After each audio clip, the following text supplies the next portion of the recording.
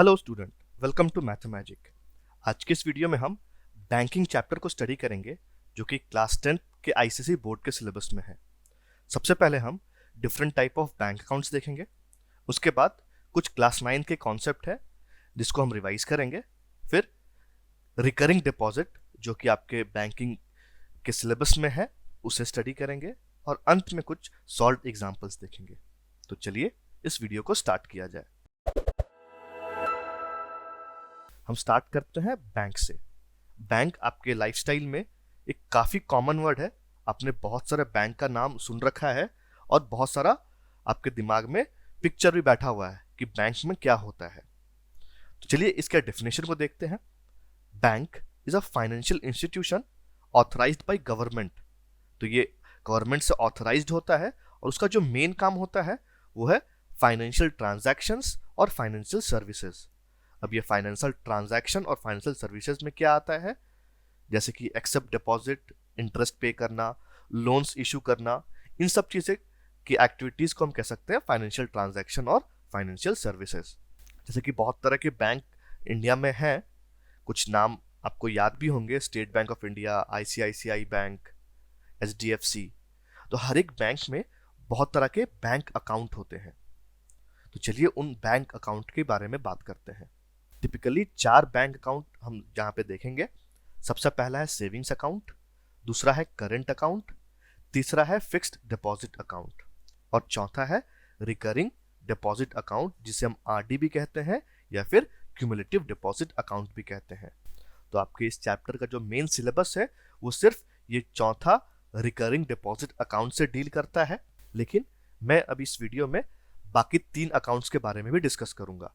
आप चाहें तो टाइम स्टैम्प के अनुसार वीडियो को स्किप कर सकते हैं और सिर्फ रिकरिंग डिपॉजिट अकाउंट से आप वीडियो स्टार्ट कर सकते हैं।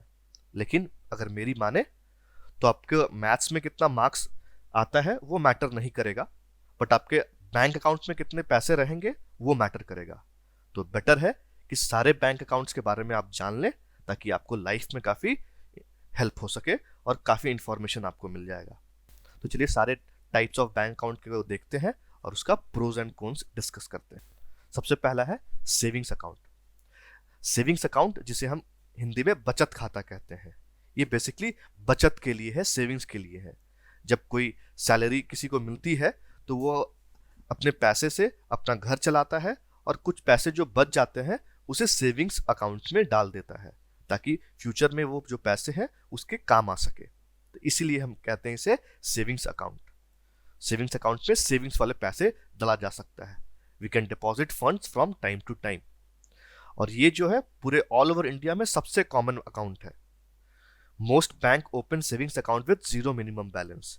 सेविंग्स अकाउंट खोलने के लिए बहुत सारे बैंक का मिनिमम बैलेंस जीरो है। अगर आपके पास कोई भी पैसे नहीं है फिर भी आप बैंक अकाउंट खोल सकते हैं। कुछ प्रोज और कुछ कॉन्स है सेविंग्स अकाउंट के। सबसे पहला जो प्रोज है, फंड्स आर इजिली एक्सेसिबल। अगर आप सेविंग्स अकाउंट में पैसे जमा करते हैं तो आप कभी भी चाह के उसे निकाल सकते हैं। आप जो पैसे जमा करेंगे उसमें बैंक आपको इंटरेस्ट भी देती है, तो ये बहुत अच्छी बात है कि बैंक में आपने पैसे रख दिया और धीरे धीरे वो पैसे आपको इंटरेस्ट दे रही है, प्रॉफिट दे रही है। तीसरा जो इसका प्रोज है वो है सिक्योरिटी और सेफ्टी। अगर आप अपने पैसे को घर पे रखेंगे तो चोरी होने का डर हो सकता है, लेकिन बैंक में अगर आपका रहेगा तो एक तरह से कह लीजिए आपके पैसे सिक्योर रहेंगे। और चौथा है कि प्रोज जो है इसका कि आप इसे डेबिट कार्ड से भी एक्सेस कर सकते हैं। डेबिट कार्ड से आप निकाल सकते हैं, ट्रांसफर कर सकते हैं। तो ये है सेविंग्स अकाउंट के कुछ बेनिफिट्स। कुछ नेगेटिव पॉइंट्स भी हैं सेविंग्स अकाउंट के।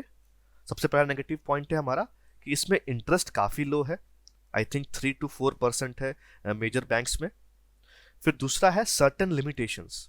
ये सर्टेन लिमिटेशंस क्या है कि ये सेविंग्स अकाउंट है तो इसमें आपको कुछ लिमिट दिया जाता है। जैसे कि कुछ दिन पहले एक लिमिट आया था कि अगर आप एटीएम कार्ड यूज करते हैं तो महीने में सिर्फ 4 बार पैसे निकाल सकते हैं। अगर 4 से ज्यादा निकालेंगे तो आपके कुछ चार्जेस कट जाएंगे। तो इस तरह के बहुत सारे लिमिटेशंस है सेविंग्स अकाउंट में। फिर आप कोई भी बिजनेस ट्रांजैक्शन सेविंग्स अकाउंट से नहीं कर सकते हैं। बिजनेस ट्रांजैक्शन ऐसा कि बड़ा बड़ा आपको कुछ ऑर्डर करना है, बड़ी मशीन्स मंगवानी है, तो उन सब का जो ट्रांजैक्शन है आप सेविंग्स अकाउंट के थ्रू नहीं कर सकते हैं। और चौथा जो सबसे इंपॉर्टेंट है नेगेटिव पॉइंट या फिर कॉन्स कह लीजिए सेविंग्स अकाउंट का, कि ससेप्टेबल टू, कि सेविंग्स अकाउंट में फ्रॉड होने का या हैकिंग होने का सबसे ज्यादा चांसेस है, क्योंकि इसमें इजीली एक्सेसिबल हो सकता है, इजीली एक्सेसिबल हो सकता है। आप बहुत जगह देखते होंगे वीडियोस या फिर न्यूज़ आता होगा कि किसी ने एटीएम कार्ड चोरी हो गया, यूजर आईडी पासवर्ड से पैसे निकाल लिए गए। तो सेविंग्स अकाउंट में थोड़ा सा सिक्योरिटी का इश्यू है अगर आप केयरफुल नहीं रहते हैं तो ये हो गया हमारा सेविंग्स अकाउंट। आगे चलते हैं हमारा दूसरा बैंक अकाउंट, जिसे हम कहते हैं करंट अकाउंट। करंट अकाउंट या इसे हम हिंदी में कहते हैं चालू खाता। ये जो करंट अकाउंट है ये स्पेसिफिकली बिजनेस के लिए है। जो भी बिजनेस पर्सन है वो करंट अकाउंट ऑपरेट करते हैं। और सबसे मजेदार बात क्या है, अगर आप करंट अकाउंट में पैसे रखते हैं, बैंक कोई भी इंटरेस्ट नहीं देता है। करंट अकाउंट में बैंक डज नॉट पे एनी इंटरेस्ट, लेकिन बैंक उल्टा बिजनेसमैन को चार्ज करता है कि आपने मेरे बैंक में अपना अकाउंट रखा है, पैसे रखे हैं, तो I will charge account keeping fee. तो आप सोच रहे होंगे कि करंट अकाउंट में कोई इंटरेस्ट नहीं मिलता है और बैंक ऊपर से फीस भी चार्ज करता है, तो फायदा क्या है करंट अकाउंट का। तो चलिए कुछ प्रोज एंड कॉन्स को भी देख लेते हैं। सबसे पहले नो ट्रांजैक्शन लिमिट। जैसे हमने सेविंग्स अकाउंट में बात किया था कि वहां पे ट्रांजैक्शन लिमिट्स होते हैं, यहाँ पे कोई ट्रांजैक्शन लिमिट नहीं है। आप चाहे जब भी पैसा निकाल सकते हैं, जितना भी पैसा डाल सकते हैं, जितना नंबर ऑफ ट्रांजैक्शन कर सकते हैं, आपकी कोई लिमिट नहीं होगी। दूसरा है सिक्योरिटी टू योर फंड्स। ये कॉमन है, सेविंग्स अकाउंट में भी आपके पैसे सिक्योर रहते थे, यहाँ पे भी आपके पैसे सिक्योर रखेंगे। तीसरा जो इंपॉर्टेंट है वो है बिजनेस टूल्स। बिजनेस टूल्स का मतलब क्या है कि बहुत सारे चीजें होती हैं जो बिजनेसेस में रिक्वायर्ड होता है, जैसे स्टेटमेंट, बैंक अकाउंट का स्टेटमेंट, बिजनेसेस को ऑडिट करना पड़ता है, टैक्स फाइल करना पड़ता है, तो वहाँ पे बैंक अपना फ्री स्टेटमेंट आपको दे सकते हैं। बैंक आपको फ्री चेक देगा, चेकबुक जिसे हम कह सकते हैं, क्योंकि बहुत सारे बिजनेसेस होते हैं वो सिर्फ चेक में पैसे को ट्रांसफर करते हैं अपने वेंडर के पास। फिर तीसरा जो पॉइंट है वो है प्रायोरिटी सर्विसेज, कि आपको अगर करंट अकाउंट है आपके बैंक में तो आपके बहुत सारे सर्विसेज में आपको प्रायोरिटी दी जाएगी ओवर सेविंग्स अकाउंट। इसका कॉन्स क्या है, नेगेटिव पॉइंट क्या है? एक है कोई इंटरेस्ट नहीं मिलता है, और दूसरा हमें फी भी पे करना पड़ेगा। तो सेविंग्स अकाउंट हुआ सेविंग्स के लिए, बचत के लिए, करंट अकाउंट हुआ बिजनेसेस के लिए। आगे चलते हैं हम तीसरा बैंक अकाउंट में। तीसरा बैंक अकाउंट हमारा है फिक्स्ड डिपॉजिट अकाउंट, जिसे हम एफडी कहते हैं।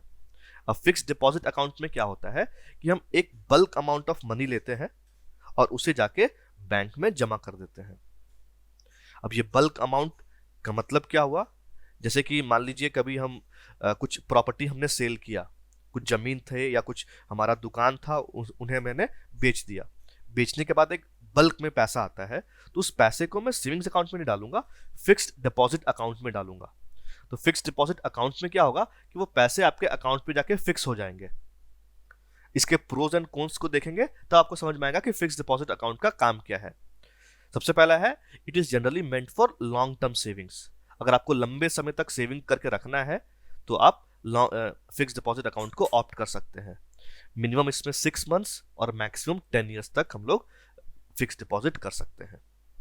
इसके प्रोज एंड कॉन्स क्या है? सबसे पहला प्रो है बेटर इंटरेस्ट रेट। जहां सेविंग्स अकाउंट में हमें 3 से 4% इंटरेस्ट मिलता था, फिक्स्ड डिपॉजिट में आपको इंटरेस्ट ज्यादा अच्छा मिलेगा। दूसरा है सिक्योरिटी टू योर फंड्स। ये कॉमन पॉइंट है सभी बैंक अकाउंट्स में। थर्ड पॉइंट है लॉन्ग टर्म सेविंग। लंबे समय तक अगर आपको सेविंग करनी है तो fixed deposit is the best tool. और सबसे इंपॉर्टेंट पॉइंट यहाँ पे ये भी है कि अगर आप फिक्स्ड डिपॉजिट करते हैं तो फिक्स्ड डिपॉजिट के एवज में आपको बैंक से लोन मिलना आसान हो जाता है। बैंक आपके फिक्स्ड डिपॉजिट को देखते हुए बैंक इजीली आपको लोन ग्रांट कर सकती है। इसका नेगेटिव पॉइंट्स क्या है फिक्स्ड डिपॉजिट का? सबसे पहला नेगेटिव पॉइंट्स है funds are not easily accessible. आपने अगर फिक्स्ड डिपॉजिट में पैसे डाल दिए तो आपको पैसे निकालने के लिए बहुत मेहनत करनी पड़ेगी। मेहनत मैं नहीं कहूँगा, बट थोड़ा सा प्रोसेस लेंदी है। मतलब पैसे अगर आप चाहो कि फिक्स डिपॉजिट में मैंने जमा कर दिया आज जाके निकाल लूँ, तो वो पॉसिबल नहीं है, उसे समय लगेगा। If funds are taken out before maturity time, maturity time से पहले अगर फंड्स निकाल लिया जाए तो हैवी फीस भी लगती है। तो ये इसका कॉन्स है कि लॉन्ग टर्म सेविंग तो होती है, लेकिन आप जब चाहे पैसे नहीं निकाल सकते हैं। यहाँ पे एक टर्म आया है मैच्योरिटी टाइम, मे बी आपको इस टर्म के बारे में समझ में नहीं आ रहा हो, लेकिन आगे के स्लाइड्स में हम इसे भी डील करेंगे कि मैच्योरिटी टाइम क्या है। चलिए अब चलते हैं हम चौथे बैंक अकाउंट में। चौथा बैंक अकाउंट हमारा है रिकरिंग डिपॉजिट अकाउंट, आरडी या फिर क्यूमुलेटिव डिपॉजिट अकाउंट। यही जो बैंक अकाउंट है हमें इस चैप्टर में स्टडी करना है। तो रिकरिंग डिपॉजिट अकाउंट क्या होता है कि इसमें हम स्मॉल अमाउंट ऑफ मनी है जो हम बैंक अकाउंट में हर एक महीने जमा करते हैं। आप हर एक महीने भी कर सकते हैं, हर एक 2 महीने में कर सकते हैं, इस तरह का इक्वल इंटरवल ऑफ टाइम में हम जमा करते हैं। तो इसका फायदा क्या है कि अगर मान लो मैंने आरडी अकाउंट खुलवाया और मैं महीने के 1000 रुपए जमा कर रहा हूं, तो इसमें क्या होता है कि आप 1000 रुपए महीने के दे रहे हो, आपको ज्यादा बोझ भी नहीं पड़ रहा और आपकी एक तरह से सेविंग्स भी हो जा रही है। तो इसका जो डेफिनेशन कह सकते हैं रिकरिंग या क्यूमुलेटिव डिपॉजिट अकाउंट का है, a good mixture of long term and short term savings. आप शॉर्ट टर्म सेविंग्स भी कर रहे हो और लॉन्ग टर्म सेविंग्स भी हो रही है कि अब हर एक महीने आप इसको पैसे जमा कर रहे हैं, वो हर एक महीने आपका पैसा बढ़ता जाएगा। Builds saving culture in the population.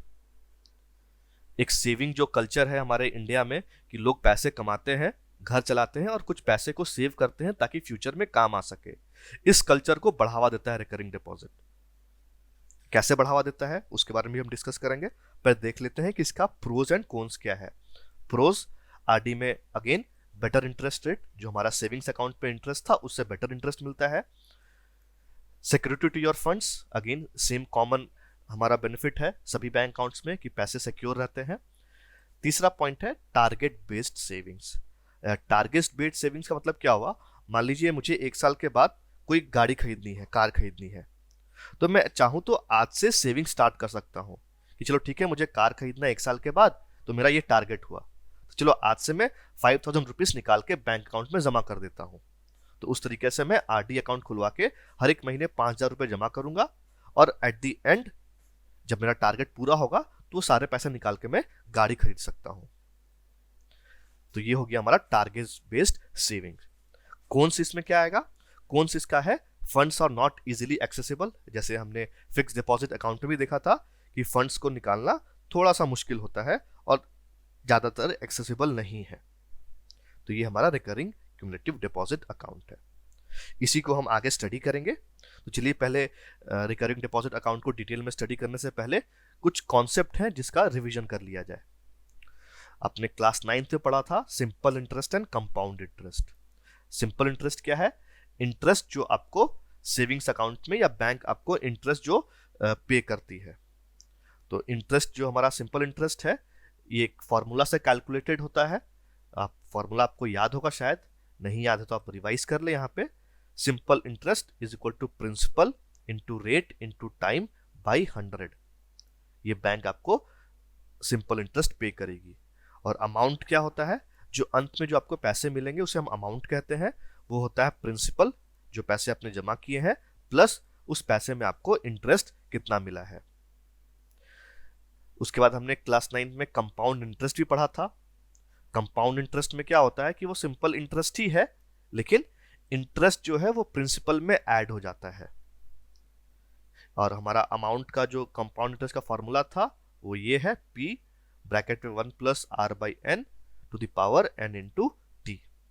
तो अगर कंपाउंड इंटरेस्ट आपको याद नहीं है तो कोई प्रॉब्लम नहीं, एटलीस्ट सिंपल इंटरेस्ट आपको याद होना चाहिए, क्योंकि इसी का बेस लेके हम इस चैप्टर को आगे देखेंगे। तो चलिए आगे चलते हैं। Concept of recurring deposit account. In a recurring deposit, a person deposit a fixed amount every month for specified number of months. यानी एक इंसान रिकरिंग डिपॉजिट अकाउंट अगर ओपन करता है तो उसको फिक्स्ड नंबर ऑफ मंथ्स के लिए कुछ पैसे डालने पड़ते हैं। कि जैसे मान लो मैंने 5 साल के लिए एक रिकरिंग डिपॉजिट अकाउंट ओपन किया है जहां पे मैं 500 रुपीज एवरी मंथ डिपॉजिट कर रहा हूं। तो ये स्पेसिफाइड नंबर ऑफ मंथ्स है कि मैं 5 साल तक वो पैसे हर एक मंथ मुझे देने होंगे। और at the end the person gets amount deposited by him together with interest on it. और अंत में जो मैंने 5 साल में पैसे जमा किए हैं वो मुझे मिलेगा, और साथ में मुझे जो भी मेरे पैसों में इंटरेस्ट है वो इंटरेस्ट भी मुझे मिलेगा। अभी जो अंत में जो पैसे मिलते हैं इसी को हम कहते हैं मैच्योरिटी वैल्यू। जो अभी 2-3 स्लाइड पहले मैंने देखा था मैच्योरिटी टाइम, या फिर यहाँ पे हम कह सकते हैं मैच्योरिटी वैल्यू, जो अंत में आपको पैसे मिल रहे हैं। और मैच्योरिटी टाइम क्या होगा? मैच्योरिटी टाइम होगा जब आपका बैंक अकाउंट जो कह रहा है ना कि 5 साल तक मैंने ओपन करके रखा, तो वो 5 साल के बाद जब समय खत्म हो जाएगा तो उसे हम मैच्योरिटी टाइम कहेंगे। एक मैच्योरिटी वैल्यू का डेफिनेशन देख लेते हैं। Total amount the bank pays you after maturity date, यानी आपकी जो मैच्योरिटी टाइम है बैंक अकाउंट की, वो खत्म होने पे जो बैंक आपको पैसे देगा उसे मैच्योरिटी वैल्यू कहेंगे। चलिए, इस चैप्टर में एक बहुत ही इंपॉर्टेंट चीज नोट करने वाली बात यह है कि जितने भी कैलकुलेशन हम करेंगे वो सिंपल इंटरेस्ट में करेंगे, ठीक है? लेकिन एक्चुअल लाइफ में अगर हम आरडी अकाउंट खुलवाते हैं अपने बैंक्स में तो वहां पे कंपाउंड इंटरेस्ट लगता है। लेकिन कंपाउंड इंटरेस्ट अगर हम लोग इस चैप्टर में यूज करेंगे तो कैलकुलेशन काफी कॉम्प्लेक्स हो जाएगा। इसलिए हमारा जो बोर्ड है, आईसीएसई बोर्ड, उन्होंने कहा कि चलो ठीक है, आप रिकरिंग डिपॉजिट पढ़ो लेकिन सारे कैलकुलेशन आप सिंपल इंटरेस्ट में करोगे। लेकिन आपको ध्यान ये पता होना चाहिए कि रियल लाइफ में सिंपल इंटरेस्ट नहीं, कंपाउंड इंटरेस्ट मिलता है। तो चलिए देखते हैं कंपाउंड रिकरिंग डिपॉजिट को कैसे हम इस पे इंटरेस्ट हमें मिलता है। तो जैसे हमने कुछ पिछले स्लाइड्स में बात किया था कि जो रिकरिंग डिपॉजिट अकाउंट होता है वो टारगेट बेस्ड सेविंग्स के लिए होता है। तो चलिए टॉपिक को इंटरेस्टिंग बनाने के लिए हम एक टारगेट ले लेते हैं कि 1 साल के बाद, अभी हमारा महीना चल रहा है मई 2020, 1 साल के बाद हमें एप्पल का एक नया फोन आया है आईफोन SE, इसे परचेस करना है। इसकी अभी जो करंट कॉस्ट है वो है ₹42,500। तो हम देखते हैं कि हम एक आरडी अकाउंट खुलवाएंगे और कोशिश करेंगे कि eight the end of the year, 1 साल के बाद, हमारे पास 42,500 रुपीज हो ताकि हम ये फोन खरीद सकें। तो ये हमारा टारगेट हुआ। तो हम क्या करते हैं, हम एक रिकरिंग डिपॉजिट अकाउंट खुलवाते हैं स्टेट बैंक ऑफ इंडिया में और उसमें 3,000 रुपीज एवरी मंथ जमा करवाते हैं। और जो बैंक हमें रेट ऑफ इंटरेस्ट दे रही है वो 10% दे रही है। तो चलिए देखते हैं, अगर इस तरीके से हम हर एक महीने 3,000 रुपीज हम बैंक में जमा करते हैं तो अंत में हमें कितने पैसे मिलेंगे। ठीक है, तो देखिए अभी महीना चल रहा है मई 2020, तो हम 3,000 रुपीज मई में पे करेंगे, फिर 3,000 रुपीज हम जून में पे करेंगे, फिर जुलाई में। हर एक महीने हम 3,000 रुपीज अपने आरडी अकाउंट में डिपॉजिट करवा रहे हैं। अगस्त में, सितंबर में, अक्टूबर, नवंबर, दिसंबर, जनवरी, फरवरी, मार्च, अप्रैल, यानी हमने टोटल 12 बार 3,000 रुपीज बैंक अकाउंट में डिपॉजिट किया। और मई से हम स्टार्ट कर रहे हैं और मई में हमारा मैच्योरिटी डे आ जाएगा। ठीक है, तो यहां पे अब देखिए क्या हो रहा है कि ये जो अप्रैल 2021 को मैंने 3,000 रुपीज जमा किया है, ये बैंक अकाउंट में कितने दिनों के लिए रह रहा है? अगर देखें तो ये बैंक अकाउंट में सिर्फ 1 मंथ के लिए रह रहा है। यानी ये अप्रैल में डिपॉजिट किया हुआ 3,000 रुपीज में हमें 1 महीना का इंटरेस्ट मिलेगा। ठीक है, इसी तरह मार्च में जो हमने डिपॉजिट किया था 3,000 रुपीज, ये हमारे बैंक अकाउंट में कितने दिनों तक रहेगा? ये हमारे बैंक अकाउंट में 2 मंथ्स तक रहेगा, March two April, April to मई। और मई में फिर हमें वो पैसे सारे वापस मिलने वाले हैं क्योंकि मैच्योरिटी आ जाएगा। तो मार्च वाले जो पैसे हैं उसमें हमें 2 महीनों का इंटरेस्ट मिलेगा। इसी तरह फरवरी में जो हमने पैसे जमा किए हैं उसमें 3 महीनों का इंटरेस्ट मिलेगा, जनवरी में 4 महीने का, दिसंबर में जो पैसे जमा किए हैं उस पैसों में हमें 5 महीने का इंटरेस्ट मिलेगा। इसी तरह जो पैसे हम आज मई में जमा कर रहे हैं उसमें हमें टोटल 12 महीने का इंटरेस्ट मिलेगा। तो इस तरीके से हम इंडिविजुअली हर एक डिपॉजिट का इंटरेस्ट निकाल सकते हैं और सबको जोड़ सकते हैं। सबका इंडिविजुअल इंटरेस्ट निकाल के जोड़ने से हमें टोटल इंटरेस्ट मिल जाएगा कि हमें अंत में कितना इंटरेस्ट मिलता है। तो यहां तक था हमारा बैंक अकाउंट या रिकरिंग डिपॉजिट अकाउंट का कॉन्सेप्ट। यहां से थोड़ा सा मैथ शुरू होता है ताकि इसे हम इंडिविजुअली ना कैलकुलेट करें, मैथ्स के थ्रू से कैसे इजीली कैलकुलेट कर सकते हैं उसे देखते हैं। ठीक है, तो चलिए देखते हैं। मई में हमने 3,000 रुपये डिपॉजिट किया, तो मई वाले अकाउंट में सिंपल इंटरेस्ट ऑन मई 20 डिपॉजिट, कितने महीनों तक की हमें इंटरेस्ट मिलेगी? मई में जो डिपॉजिट किया है 12 महीनों तक के लिए। तो हम फार्मूला सिंपल पुट करेंगे, principal into rate into time by 100 equal to ₹3000 हमने जमा किया है, रेट क्या था? 10% था, मंथ्स कितना है? 12 है, डिवाइड बाय 12 इंटू 100। ये डिवाइड बाय 12 हमने इसलिए किया है कि जो हमारा फॉर्मूला था principal into rate into time, यहाँ पे टाइम इन ईयर्स दिया हुआ था, तो टाइम को ईयर में चेंज करने के लिए हमें 12 से डिवाइड करना पड़ता है मंथ्स को, इसलिए हमने यहाँ मंथ्स लिखा है और उसे फिर 12 से डिवाइड किया है। तो चलिए ये मई का हमारा सिंपल इंटरेस्ट का फॉर्मूला आ गया, 3000 into 10 into 12 by 12 into 100। Similarly हमारा जो जून में हमने जमा करेंगे पैसे 3000 रुपीज, उसमें कितने महीनों का इंटरेस्ट मिलेगा हमें? 11 मंथ्स का। तो इसका भी फॉर्मूला हो जाएगा 3000 into 10 into 11 by 12 into 100। Similarly जो हम जुलाई में डिपॉजिट करेंगे उसमें हमें 10 मंथ्स का इंटरेस्ट मिलेगा। तो आप समझ पा रहे हैं ना कि कैसे इंडिविजुअल हम लोग लिस्ट डाउन कर रहे हैं। जब हम अगस्त में पैसे जमा करेंगे उसमें अगेन हमें 9 मंथ्स का ही इंटरेस्ट मिलेगा। इस तरीके से हम जितने भी मंथ्स के इंटरेस्ट है सबको हम लिस्ट डाउन कर लेते हैं। अगस्त तक का हो गया, अगस्त के बाद हमारा सितंबर आता है जहां पे 8 मंथ्स का मिलेगा, सितंबर के बाद हमें अक्टूबर, नवंबर, इस तरीका से यहाँ पे मैं स्किप कर दिया हूं।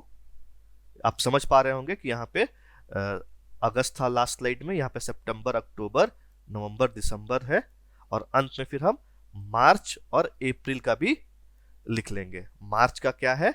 मार्च में जो हम पैसे जमा कर रहे हैं वो 2 महीने तक का इंटरेस्ट मिलेगा हमें, तो यहाँ पे 2 मंथ्स। जो अप्रैल में पैसे डिपॉजिट करेंगे उसमें हमें 1 मंथ का इंटरेस्ट मिलेगा। अब क्या करेंगे, हम सभी को ऐड कर देंगे।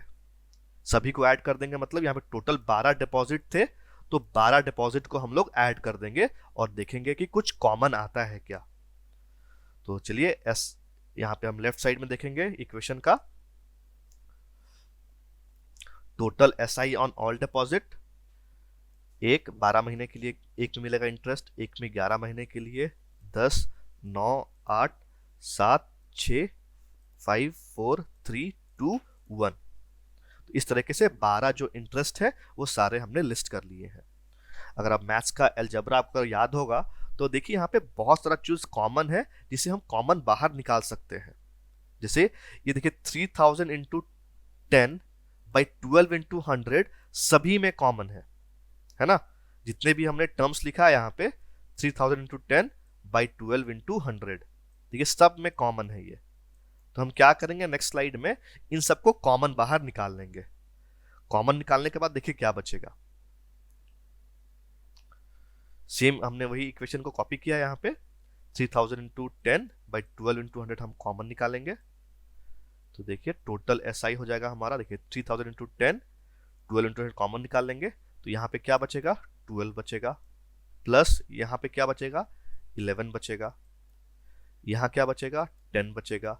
इस तरीके से सबको कॉमन लेने के बाद इस तरह का इक्वेशन आएगा, 3000 इंटू 10 बाई 12 इंटू 100 और फिर ब्रैकेट के अंदर 12 into 11 into 10 into sorry not into 12 plus 11 plus 10 plus 9 plus 8 ऐसे करके।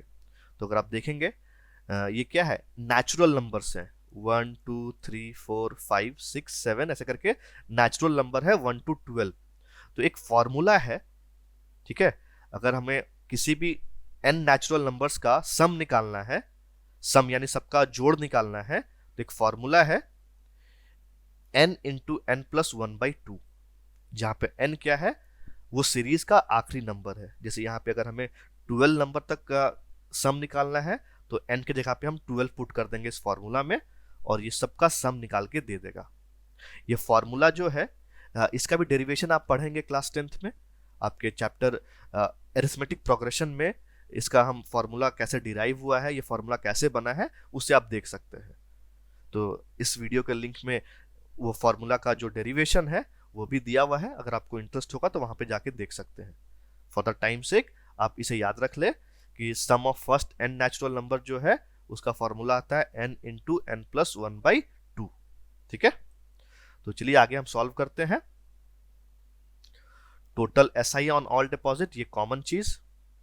और फिर यहाँ पे जो 12 से लेके 1 तक का सम है उसके लिए हम फॉर्मूला पुट कर देंगे। क्या फॉर्मूला पुट करेंगे? n के जगह पे हम 12 डाल देंगे। n+1 क्या हो जाएगा? 12 + 1 13/2। ठीक है, तो 2 और ये 12 कट जाएगा, 6 हो जाएगा यहाँ पे, 13 6 जा हमारा 78 आता है। ठीक है, तो हम जब इसे हम पुट करेंगे इक्वेशन में तो हमारा आ जाएगा 3000 × 78 × 10/12 × 100। ये हमारा हो गया total SI on all deposit, कि जितने बार हमने पैसा जमा किया, टोटल 12 टाइम्स हमने पैसा जमा किया है, उस पे टोटल हमें इंटरेस्ट कितना मिलेगा, सिंपल इंटरेस्ट, वो ये अमाउंट मिलेगा। इसको हम फर्दर कैलकुलेट करेंगे, लेकिन अभी एक और एलिमेंट हम देखेंगे इसमें।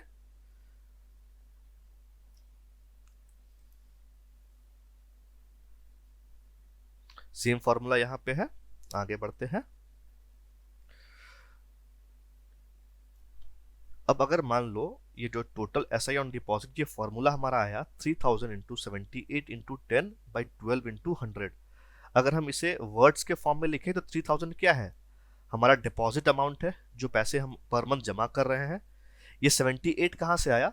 78 आया हमारा ये फॉर्मूला से, n × n+1/2। ठीक है, ये 10 क्या है? 10 हमारा है रेट। ओके, और ये 12 कहाँ से आया? ये आया 1 month, time 1 month. Time 1 month का मतलब क्या होता है? 1/12। तो ये टाइम हमारा 1/12 आ गया यहाँ पे।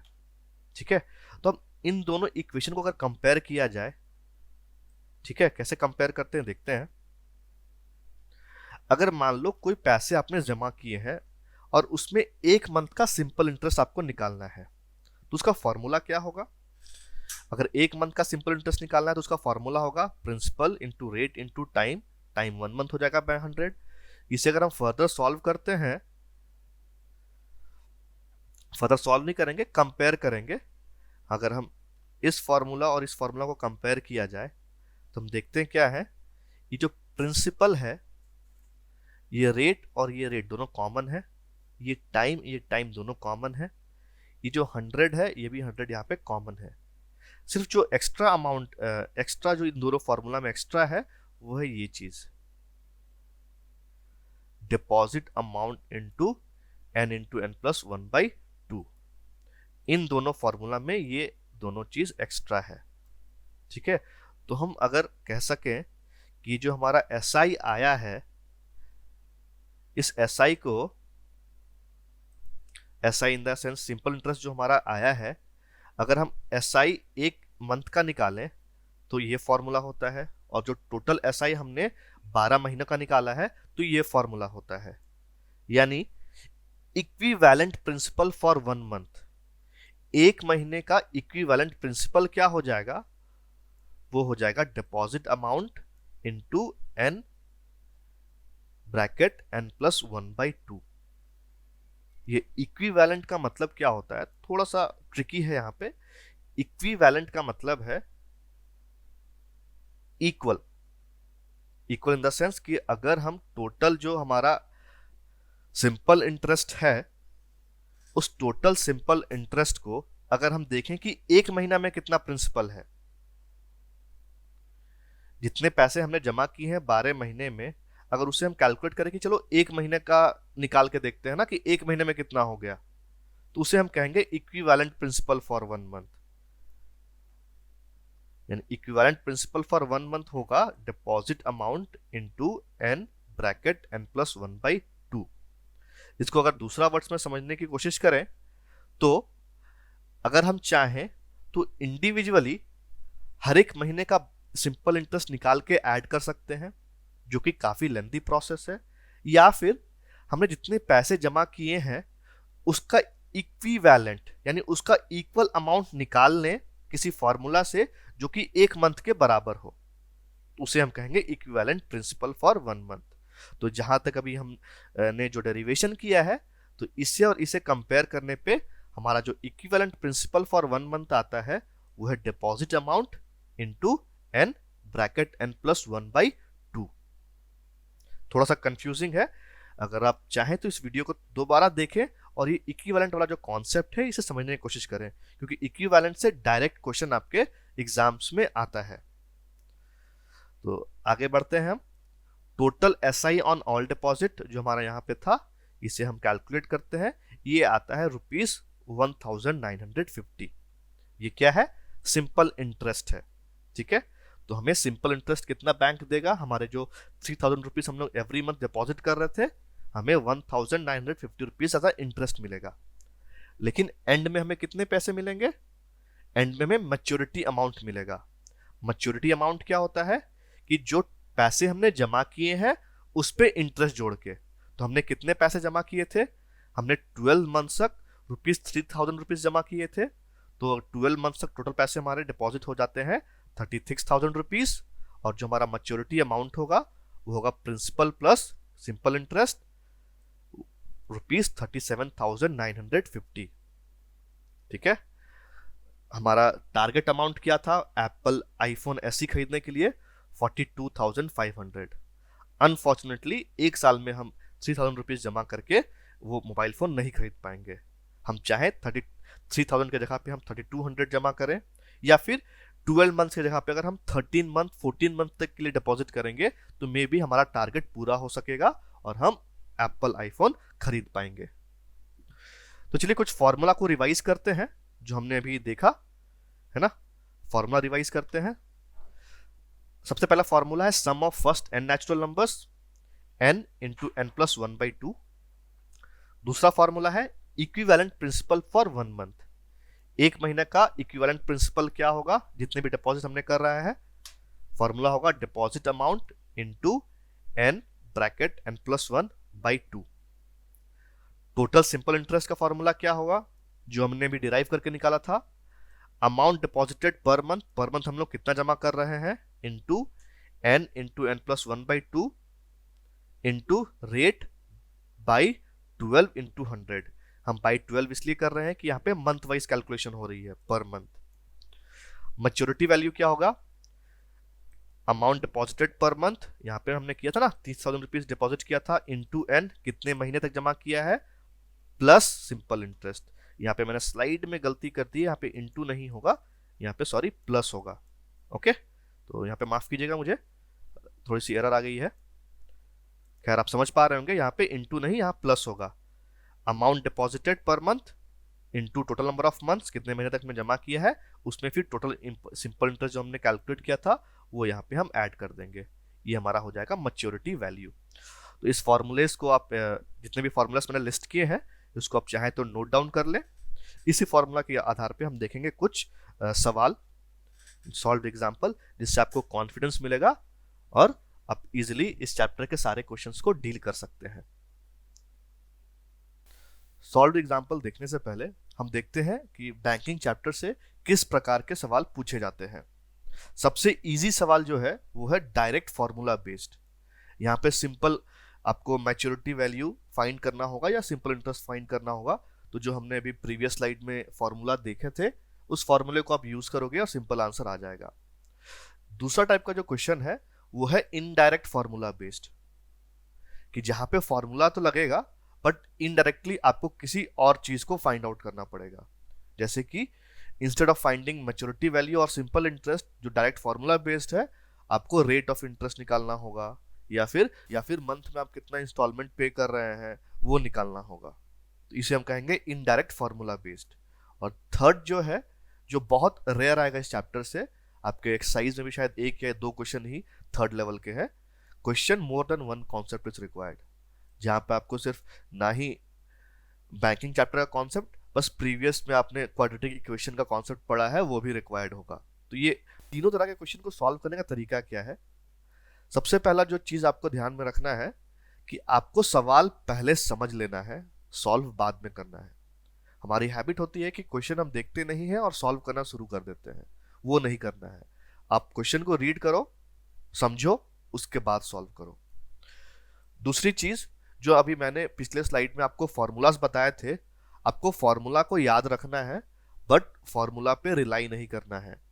फॉर्मूला आपको धोखा दे सकता है अगर आप सवाल को सही से नहीं समझोगे।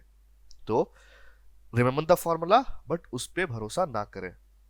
और थर्ड जो सबसे इंपॉर्टेंट टिप है वो है कि अब जब क्वेश्चन को सॉल्व करें बैंकिंग चैप्टर का, कोशिश करें कि आप उसे सिंपल लीनियर इक्वेशन सॉल्व बनाएं। जो क्वेश्चन में वैल्यूज दिए हुए हैं, जो डेटा दी हुई है, उससे आपको एक लीनियर इक्वेशन बनाना है। एक बार आप लीनियर इक्वेशन बना लेंगे तो बाकी सब कुछ सॉल्व हो जाएगा। चलिए कुछ मैंने सॉल्व एग्जांपल्स करके रखे हुए हैं, उस पर देखते हैं हम लोग कैसे करते हैं। तो पहला क्वेश्चन है, Mrs Goswami deposit ₹1000 every month in a recurring deposit account for 3 years at 8% interest per annum, find the matured value. ये हमारा टाइप 1 क्वेश्चन हो गया, जो कि वेरी सिंपल है, फॉर्मूला बेस्ड है। तो क्या क्या इंफॉर्मेशन दी हुई है, महीने में कितनी डिपॉजिट कर रही है मिसेस गोस्वामी, ₹1000। कितने दिनों के लिए कर रही है, 3 years के लिए कर रही है। जब देखिए टाइम जो है ईयर्स में दिया हुआ है, अगर हम लोग मंथ्स में कैलकुलेट करेंगे तो टोटल नंबर ऑफ डिपॉजिट्स क्या होगा, नंबर ऑफ डिपॉजिट्स होगा 3 years इंटू 12 यानी 36 months। 36 months तक मिसेस गोस्वामी पैसे जमा कर रही हैं। अब हमारा रेट ऑफ इंटरेस्ट भी दिया हुआ 8% per annum. Simple interest for all 36 deposit, हमने फॉर्मूला डिराइव किया था, आपको याद होगा, amount deposited per month into n+1/2 rate by 12 into 100। यहाँ पे n क्या है, n आपका यहाँ पे 36 हो जाएगा। तो इस वैल्यू को पुट करेंगे हम 1000 इंटू 36 इंटू 37/2 8/12 इंटू 100। इसको सॉल्व करने के बाद आता है ₹4440। ये क्या मिला, ये हमें सिंपल इंटरेस्ट मिला। हमें निकालना क्या था, मैच्योर्ड वैल्यू निकालना था। तो सिंपल इंटरेस्ट तो मिल गया है 4440। अब हमें मैच्योर्ड वैल्यू निकालना है। तो मैच्योर्ड वैल्यू में क्या हम लोग ऐड करेंगे, ये मिसेस गोस्वामी ने जो ₹1000 36 मंथ्स तक डिपॉजिट किए हैं वो भी तो मिलना चाहिए। तो मैच्योर्ड वैल्यू हो जाएगा हमारा अमाउंट डिपॉजिटेड इंटू 36 प्लस 440। अब ये हो जाएगा 36,000 4440 यानी ₹40,440। इसका आंसर होगा। ये बहुत ही सिंपल क्वेश्चन था, टाइप 1 टाइप क्वेश्चन है ये, जहां पे सिर्फ आप फॉर्मूला पुट करेंगे और आंसर आ जाएगा। चलिए देखते हैं हम टाइप 2 क्वेश्चन में बढ़ते हैं। टाइप 2 टाइप का क्वेश्चन है ये। यहाँ पे क्या पूछा जा रहा है, David opened an RD account यानी recurring deposit account in a bank and deposited ₹300 per month for 2 years। Amount उन्होंने डिपॉजिट किया ₹300 2 years के लिए। He received ₹7,725 at the end of maturity, find the rate of interest. अब यहाँ पे जैसे मैंने बताया था, ये इनडायरेक्ट क्वेश्चन है। यहाँ पे सिंपल इंटरेस्ट या मैच्योरिटी वैल्यू नहीं पूछ रहा है, रेट ऑफ इंटरेस्ट पूछ रहा है। तो हमारा यहाँ पे मेन मोटिव क्या होगा, हमारा मेन मोटिव होगा जितना भी इंफॉर्मेशन दिया हुआ है उसको लिस्ट डाउन करें और फिर वहां से एक सिंपल लीनियर इक्वेशन बनाए। चलिए देखते हैं। Deposit amount ₹300, good. Number of deposits 2 साल तक के लिए जमा किया गया है यानी 24 months। Simple interest for all 24 deposit. Simple interest का फॉर्मूला हम पुट करेंगे यहाँ पे, तो amount deposited per month n into n+1/2 into rate by 12 into 100। अब हमें ये रेट फाइंड आउट करना है। तो हम यहाँ पे जैसे आपने अलजेब्रा में पढ़ा है कि हम यहाँ पे वेरिएबल ले लेंगे, तो लेट रेट बी आर। हम यहाँ पे एक वेरिएबल ले लेते हैं आर, आप चाहो तो एक्स भी ले सकते हो। तो यहाँ पे हो जाएगा 300, फिर n के जगह पे हमारा आ जाएगा 24 months into 25/2 r/12 by into 100। इनको सॉल्व करेंगे तो हमारा आ जाएगा 300 into 300 into R divide by 12 into 100। इनको सॉल्व करने के बाद आपका आ जाएगा 75R। तो ये 75R है, कह लीजिए एक सिंपल इक्वेशन बन रहा है। ओके, अब देखिए यहाँ पे सिंपल इंटरेस्ट था, ये जो वैल्यू दिया हुआ है 770.25, ये क्या है, ये मैच्योरिटी वैल्यू है। तो मैच्योरिटी वैल्यू का अमाउंट क्या होता है, formula amount deposited into 24 plus 75R। ये 75R कहाँ से आया, ये हमारा वेरिएबल आया। तो इन सबको ऐड कर देंगे तो ये हमारा आ जाएगा 7725, ये मैच्योरिटी अमाउंट। यहाँ पे 24 इंटू 300 करेंगे तो 7200 आएगा प्लस 75R। एक सिंपल इक्वेशन बन गया ना। अब सिंपल इक्वेशन को सिंपली हम अलजेब्रा की तरह सॉल्व कर देंगे और आपकी वैल्यू आ जाएगी 525 इक्वल टू 75R। अब R को एक तरफ करेंगे तो हो जाएगा हमारा R equal to 525 divide by 75 7%। तो रेट ऑफ इंटरेस्ट क्या हो जाएगा, रेट ऑफ इंटरेस्ट हमारा हो जाएगा 7%। ओके, काफी सिंपल था। अब चलिए चलते हैं हमारा तीसरा टाइप का क्वेश्चन जो कॉम्प्लिकेटेड है, जहां more than one concept required है। ये आपके एक्सरसाइज बुक का आखिरी क्वेश्चन है आई गेस। क्वेश्चन है, Samita has a RD account, sorry यहाँ पे क्वेश्चन मैंने 2 बार टाइप कर दिया है, चलिए खैर कोई भी नहीं। Samita has an RD account in a bank of ₹2000 per month. कितने का है? ₹2000 पर मंथ का है, at the rate of 10% per annum. Rate भी दिया हुआ है, डिपॉजिट अमाउंट भी दिया हुआ है, मैच्योरिटी वैल्यू भी दी हुई है ₹83,100। Find the time which the account was held. हमें यहाँ पे क्या निकालना है? टाइम निकालना है। तो जैसे कि मैंने बताया था, ये इनडायरेक्ट है लेकिन कॉम्प्लिकेटेड है। कॉम्प्लिकेटेड क्यों है? क्योंकि यहाँ पे हम देखेंगे कि n जो है, जो टाइम है, यहाँ पे क्वाड्रेटिक इक्वेशन बनेगा। खैर सॉल्व करते हैं तो आपको ज़्यादा बेटर समझ में आएगा, फिर देखते हैं कि इस तरह के क्वेश्चन को कैसे डील कर सकते हैं हम लोग। तो सबसे पहला हमारा डिपॉजिट अमाउंट दिया हुआ है, ये तो सिंपल नोट कर लेना है हमें। नंबर ऑफ डिपॉजिट्स कितना हो जाएगा, उन्होंने कितने दिनों के लिए अकाउंट रखा था वो हमें नहीं पता है, उन्होंने कितने दिनों के लिए अकाउंट रखा था। तो हम let number of deposit be n month, हम मान के चल लेंगे कि n मंथ तक उन्होंने डिपॉजिट किया। Okay, simple interest for all and deposit, simple interest का फॉर्मूला हम पुट करेंगे। क्या इंटरेस्ट था? Amount deposited per month into n plus 1/2 into rate by 12 into 100। ये फॉर्मूला हमने पहले भी देख लिया है कहाँ से डिराइव हुआ है, पुट कर देंगे। अब देखिए n की वैल्यू नहीं पता हमें, इसकी वैल्यू पता है, इसकी वैल्यू पता है, तो सबकी वैल्यू पुट करेंगे हम। तो simple interest for all and deposit क्या होगा? 2000 जो हमारा अमाउंट है डिपॉजिट का, n plus 1/2 into 10 divide by 12 into 100। अब चाहे तो हम लोग यहाँ पे ऐसे करके कैलकुलेट कर सकते हैं, थोड़ा सा सिंप्लीफाई करते हैं सवाल को। तो सिंप्लीफाई करने के बाद हमारा आ जाएगा 2000 इंटू n, ये मल्टीप्लाई हो गया, प्लस 2000 इंटू n, सॉरी यहाँ पे मैंने सिंप्लीफाई नहीं किया है, यहाँ पे सिंपल इंटरेस्ट का फॉर्मूला था ये 2000 into n plus 1/2 into 10 into 100। अब हमें मैच्योरिटी अमाउंट निकालना है। मैच्योरिटी अमाउंट में हम लोग क्या करते हैं, सिंपल इंटरेस्ट है ये, और यहाँ पे 2000 इंटू n मतलब कितने पैसे हमने जमा किए हैं कितने महीनों तक, वो भी जोड़ते हैं। ओके, तो 2000 इंटू n हो जाएगा, plus simple interest, simple interest होगा 2000, ये जो फॉर्मूला हमने पुट किया था ये। अब यहाँ इसके बाद हम सिंप्लीफाई कर रहे हैं। यहाँ पे सिंप्लीफाई करने के बाद मैच्योरिटी अमाउंट दिया हुआ है हमारा 83,100, यहाँ पे पुट कर दिया 2000 इंटू n, यहाँ पे हम सॉल्व करेंगे, 0 यहाँ कटेगा, 0 यहाँ कटेगा, तो ये आ जाएगा 100n bracket n plus 1 into 1/12। इसके बाद हम यहाँ पे फ्रैक्शन हटाएंगे तो 12 से सबको मल्टीप्लाई कर देते हैं, तो 12 से मल्टीप्लाई कर देंगे तो कुछ इस तरह का इक्वेशन बनेगा 83,100 into 12, 2000n into 12 plus 100n square, ये n मल्टीप्लाई हो गया तो n स्क्वायर आ जाएगा, फिर 100n इंटू 1 तो 100n आ जाएगा। ओके, उसके बाद फिर इसे हम फर्दर डिवाइड करेंगे 100 से, क्योंकि देखिए सब में 2 0 था तो हम कॉमन निकाल के सॉल्व कर सकते हैं। तो ये आ जाएगा 831 into 12 240n plus n square plus n। अब ये n और 240n को भी ऐड कर सकते हैं हम। तो चलिए हम अगले स्लाइड में चलते हैं। आई होप कि आप यहाँ पे फॉलो कर पा रहे हैं। यहाँ के बाद जब देखिए यहाँ पे इक्वेशन एक बन गया, इक्वेशन के बाद सिंपल आपका सिंप्लीफिकेशन है जो कि आप क्लास 9-8 में करते हुए आए हैं अलजेब्रा के थ्रू। यहाँ पे x नहीं है, x के जगह पे हम n यूज कर रहे हैं। और अगर आप देखें यहाँ पे गौर से, तो यहाँ पे एक क्वाड्रेटिक इक्वेशन बना है। क्वाड्रेटिक इक्वेशन आप सॉल्व करना सीख चुके होंगे आई गेस, क्लास 10th में ये है क्वाड्रेटिक इक्वेशन आप लोगों का।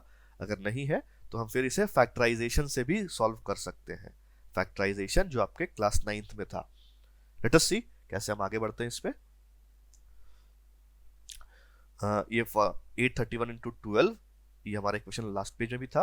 अब ये 240 और n ऐड हो जाएगा तो एक इक्वेशन बन जा रहा है n स्क्वायर प्लस 240 और ये n ऐड हो गया 241n, और 831 और 12 को इंटू करेंगे तो आता है 9972। इसको हम लोग इक्वेशन की एक तरफ ले आएंगे तो ये इक्वेशन बन जाएगा हमारा। अब आप देख सकते हैं ये क्या बना है, क्वाड्रेटिक इक्वेशन बना। अब क्वाड्रेटिक इक्वेशन को सॉल्व करने के लिए क्या करना होगा, हमें मिडिल टर्म फैक्टराइजेशन करना होगा। अगर आपको मिडिल टर्म फैक्टराइजेशन याद होगा तो हम 241 को ऐसा तोड़ेंगे ताकि इसका जो सम है वो 241 आए और उसका जो मल्टीप्लीकेशन है वो n स्क्वायर इंटू 9972 आए। तो इसको करने के लिए क्या करेंगे हम, ये n स्क्वायर इंटू 9972 है, इसका हम एलसीएम निकाल के देखते हैं। ठीक है, ये एलसीएम क्यों निकाल रहे हैं हम लोग, एलसीएम निकालने से पता चलेगा कि हम किसमें 241 को किन किन चीजों में तोड़ेंगे। तो 2 से हम डिवाइड कर सकते हैं 9972, ये आ जाएगा 4986, फिर 2 से हम डिवाइड करेंगे तो ये आ जाएगा 2493। अब देखिए 2 से नहीं जाएगा, ये 3 से जाएगा, 3 से हम करेंगे तो आ जाएगा 831, अगेन ये फिर 3 से जाएगा, 3 से जाने के बाद ये 277 आ जाएगा। अब 277 के बाद हमें आगे नहीं दिख रहा है, किससे इसको और सिंप्लीफाई करेंगे। तो यहाँ पे थोड़ा सा रुकते हैं और इन सब चीजों को देखते हैं। 2 इंटू 2 4, 4 3 12, 12 3 36 आ रहा है, यानी 36 और 277 में कोई रिलेशन है क्या? अगर 277 में अगर हम 36 माइनस करें, ठीक है, 277 में अगर हम 36 माइनस करें तो हमारा 241 आता है। ठीक है, तो इस तरीका में आपको देखना होगा कि अगर कोई बड़ा मिडिल टर्म फैक्टराइजेशन करना है तो आप ये जो थर्ड टर्म है इससे इनटू करके इसको आप एलसीएम निकाल लें और इस तरीके से आप हिट एंड ट्रायल करें तो आपको पता चल जाएगा कि कहाँ पे मिडिल टर्म फैक्टराइजेशन को तोड़ना है। तो यहाँ पे हम देख सकते हैं एक हमारा एलिमेंट आया 277 और इन सबको मल्टीप्लाई कर देंगे तो ये आ रहा है हमारा 36 और 277 इंटू 36 आपका 9972 देता है और अगर उसको हम प्लस माइनस करें तो हमें 241 देगा। तो हम यहाँ से लीड लेके चलते हैं, n स्क्वायर 241 को हम तोड़ेंगे 277n माइनस 36n में, माइनस 9972 इक्वल टू 0। अब यहाँ पे इन दोनों में हम n कॉमन ले लेंगे तो ब्रैकेट में आ जाएगा n प्लस 277, यहाँ पे हम माइनस 36 ले लेंगे कॉमन, ब्रैकेट में आ जाएगा n plus 277 equal to 0। Next step में अगेन हम n प्लस 277 कॉमन ले लेंगे, इस ब्रैकेट में आ जाएगा n माइनस 36। सो यहाँ पे जीरो प्रोडक्ट जो फॉर्मूला है हमारा वहां से हम जान सकते हैं n प्लस 277 इक्वल टू 0 या फिर n minus 36 equal to 0। Solve करने पे n की वैल्यू आती है माइनस 277 और 36। n है क्या? n है नंबर ऑफ मंथ्स, तो नंबर ऑफ मंथ्स हमारा कभी नेगेटिव में नहीं हो सकता है, तो इसलिए हम यहाँ पे n इक्वल टू 36 लेंगे। तो ignoring negative value we have n equal to 36 months या फिर 3 इयर्स। तो for time which the account was held, तो हम कह सकते हैं टाइम हमारा 3 इयर्स है।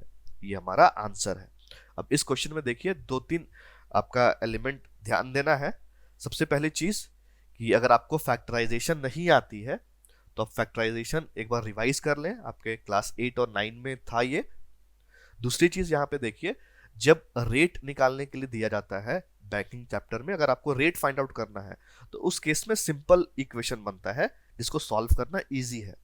अगर टाइम निकालने के लिए बोलेगा तो हमेशा जब टाइम निकालने के लिए मिलता है तो वो हम कहेंगे कॉम्प्लिकेटेड हो जा रहा है, क्योंकि वहां पे एक क्वाड्रेटिक इक्वेशन बन रहा है। ओके, क्वाड्रेटिक इक्वेशन क्यों बन रहा है टाइम निकालने के वक्त? क्योंकि देखिए यहाँ पे एक जो फॉर्मूला है ना n इंटू n प्लस 1/2, ये n मल्टीप्लाई होके n स्क्वायर हो जा रहा है। तो आप इस तरीके से भी क्वेश्चन को आइडेंटिफाई कर सकते हैं कि कहाँ पे क्वाड्रेटिक इक्वेशन बनेगा, कहाँ पे सिंपल इक्वेशन बनेगा। बस ये 2 टिप याद रखिए कि you have to solve this banking chapter using linear equation और क्वाड्रेटिक इक्वेशन। आई होप कि जो भी मैंने आज आपको पढ़ाया है आपको समझ में आया होगा। आप और भी वीडियोस हमारे देख सकते हैं आईसीएसई बोर्ड्स के लिए। हमारे पास जीएसटी का वीडियो और शेयर्स एंड डिविडेंड्स का वीडियो है, आप डिस्क्रिप्शन पे जाएं और बाकी सारे वीडियोस को देखें। आपको ये वीडियो कैसा लगा हमें बताइए और हमारे चैनल को सपोर्ट कीजिए, सब्सक्राइब कीजिए। Thank you for watching Mathmagic. Have a great day.